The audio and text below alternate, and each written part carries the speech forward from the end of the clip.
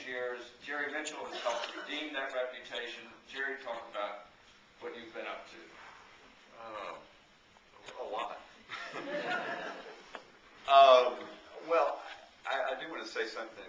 Well, I guess I could tell lots of stories. I mean, Bill could tell stories about Meredith's submission. I'm sure he'll get to that. But I mean, it's been an interesting time. I mean, I didn't know the background of the Clarion-Ledger when I began to work there.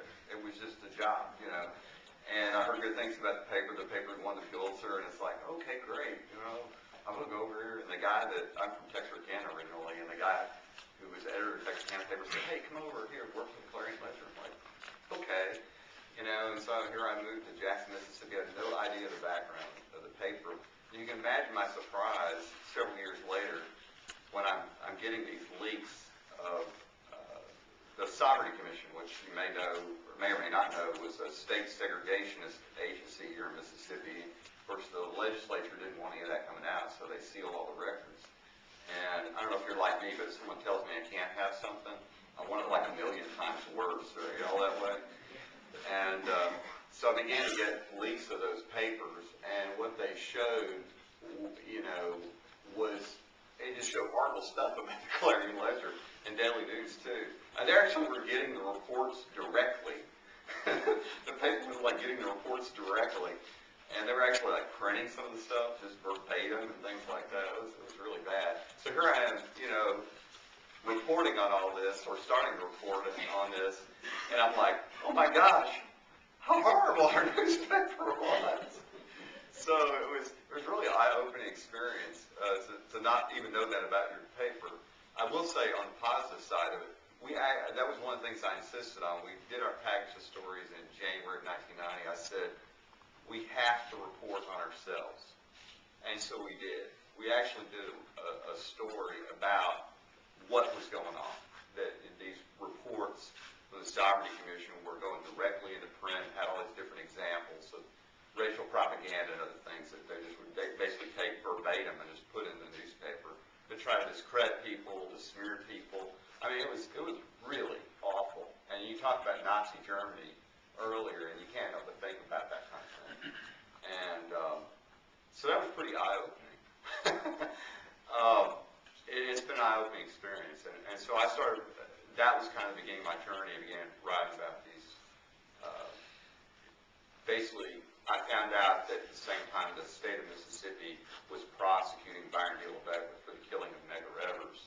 This other arm of the state, the Sovereignty Commission, which was headed by the governor, was secretly assisting the defense, trying to get Beckwith acquitted, and nobody knew that. And so that case eventually got reopened and re-prosecuted. I will tell one Byron D. LeBecq story. This gives an idea of the racism at the time, because he was from that era. But Byron D. LeBecq was the man who killed Medgar Evers. And I'd already talked to him on the phone several times, a number of times, and I told him I was going to be up. He was from near Chattanooga, Tennessee, lived in Signal Mountain. So I went and interviewed him. And of course I had to ask all these questions. Why? Where do you go to church? What are your parents' names? Where did you grow up? I mean, all this whole long litany of questions. And of course, given my white, conservative Christian upbringing, I passed with flying colors. So I went up and interviewed him. Spent about 6 hours talking to him, and we got done. And it started to get dark. And Signal Mountain is a beautiful place when it's getting dark, but not if you happen to be standing next to Byron D. LeBecq. So he insisted on walking me out to the car, and I'm like, really? That's okay. I think I can find my way. So we get out. He walks me out to the car anyway. We get out there. He says, if you write positive things about white Caucasian Christians, God will bless you. If you write negative things about white Caucasian Christians, God will punish you. If God does not punish you directly, several individuals will do it for him. So his wife had made me a sandwich. I think you can guess what I did with the sandwich. But it's been an amazing journey, and he was convicted in that case, and several have followed. In fact, the number today is of 23 convictions in these cases. It started right here in Mississippi. In fact, Mississippi has done most of the cases. But I do want to add this, and Mr. Brokaw mentioned this, and I just can't help but chime in on that as well, is that I really, really believe in my heart that journalism is the most noble profession in the world. And I really hope and pray that you will continue to do what these heroes here on this panel have done. And I think it's such a great and noble profession.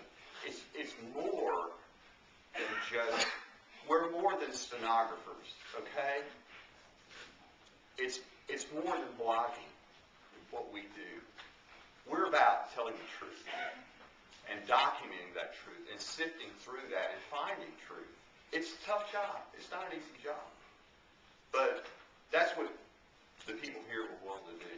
And they've all been heroes of mine. And anyway, I just would encourage you to do that. Gary, I think that's wonderful. I know you're going to agree with me when I say this, because I think that probably in this audience, not just future reporters and editors, there are probably people here who are going to own whatever publishing there is, whether it's print, broadcast, online. And I want to say that Jerry would not be able to demonstrate the courage and independence that he's had if his owners and if his editors didn't let him. So that leadership in the newsroom matters. It matters a lot. Standing for something as an editor or a publisher matters a lot. I learned that from the man